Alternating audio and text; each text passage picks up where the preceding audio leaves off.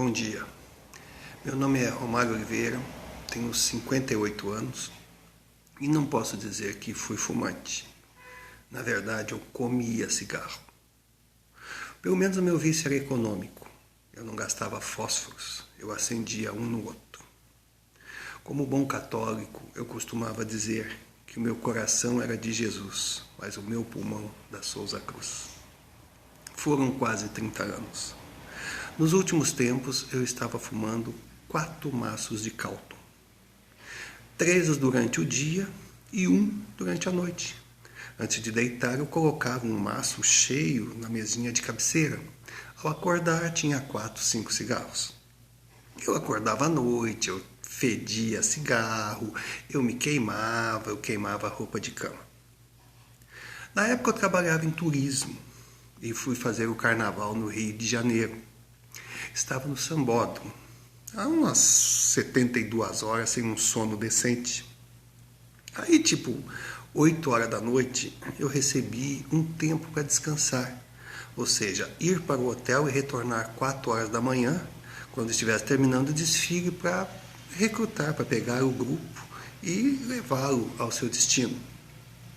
Eu fui para o hotel, cheguei 10 e pouco. Quando estava no apartamento, já pronto para dormir, descobri não ter cigarros. Na verdade, não é que não tinha, era só uns 5, não daria para a noite. Em desespero, eu saí para a rua para comprar e quase fui assaltado. Aí eu fiquei envergonhado.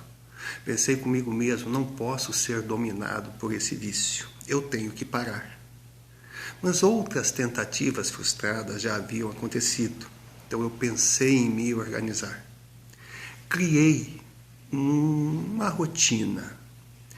Comigo deu certo. Espero que dê certo para você também. Em primeiro lugar, eu dividi. Dentro da minha cabeça existiam 2 tipos de fumantes. Aquele que era viciado e aquele que era dependente. Viciado, eu coloquei como se fosse aquela parte psíquica, o companheiro, o cigarro, o acender depois do café, o hábito dos dedos, o ato de fumar em si. Nesse ponto, todos os fumantes são iguais. Agora, a dependência varia. Isso é de corpo para corpo. Porque o cigarro, na minha cabeça, ele limitava o meu organismo. Então, o corpo, ele se adaptava. Então, eu imaginava assim, como eu tinha dificuldade para respirar, o corpo engrossou meu sangue para criar mais oxigênio. Claro que se eu parasse de fumar, esse oxigênio excedente ia me dar aquela sensação horrível. Aí vinha o problema, aí vinha a diferença.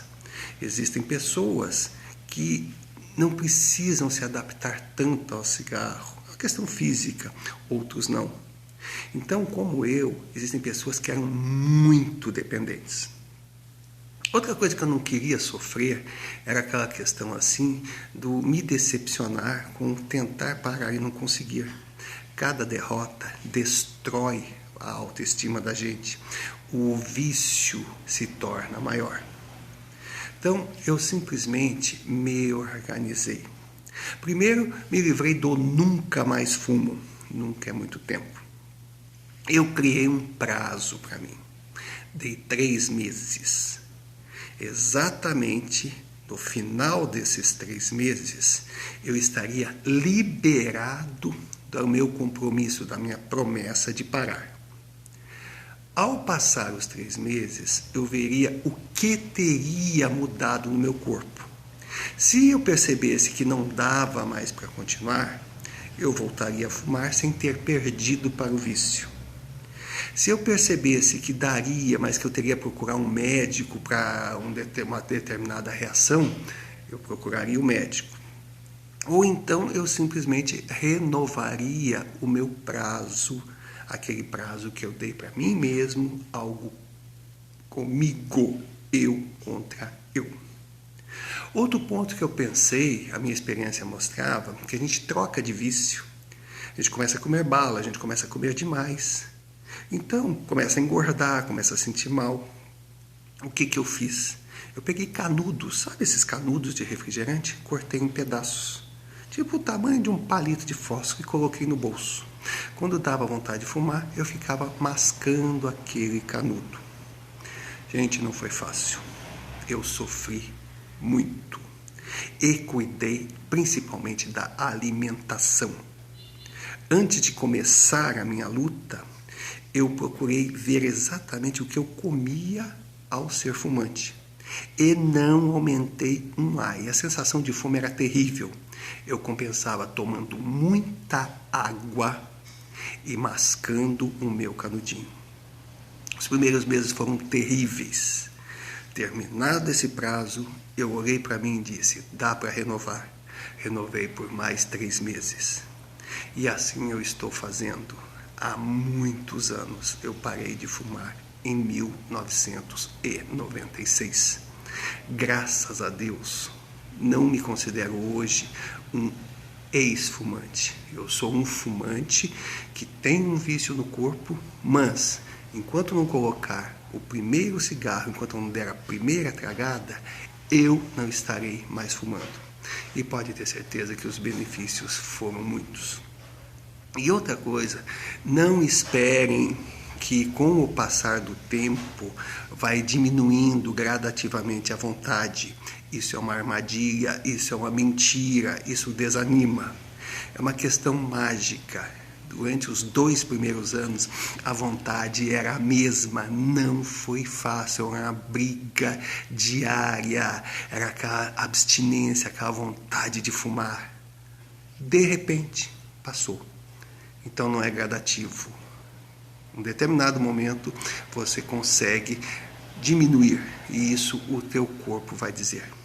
Então, gente, pare de fumar.